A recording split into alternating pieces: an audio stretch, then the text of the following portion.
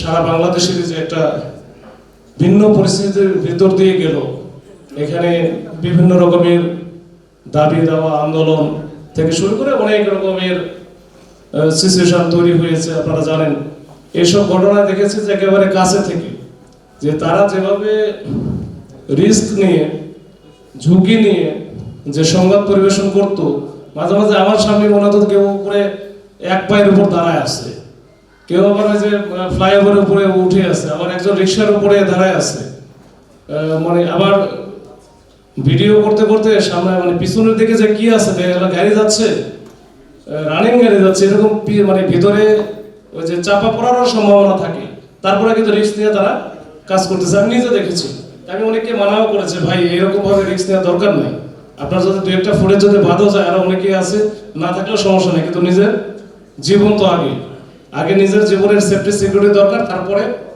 অন্য কিছু। তারপরে দেখি তাদের মধ্যে ব্যাপক ডেডিকেশন।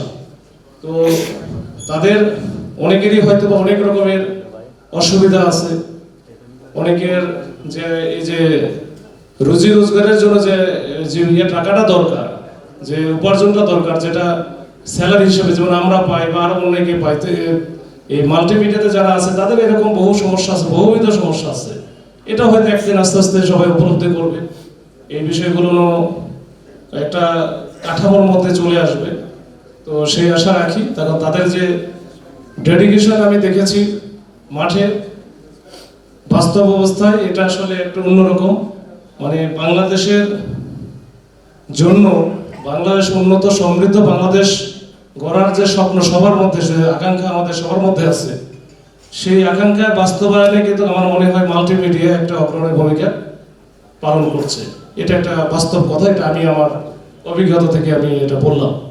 তো যাই হোক, এই মাল্টিমিডিয়া রিপোর্টার্স ইউনিটের যে দ্বিতীয় প্রতিষ্ঠা বার্ষিকী, এতে আমার ডিএমপির পক্ষ থেকে আমি আসছি, আমি আমার ওসি রমনা এসেছে এখানে, আমাদের পক্ষ থেকে অনেক অনেক প্রাণ ঢালা শুভেচ্ছা, অভিনন্দন।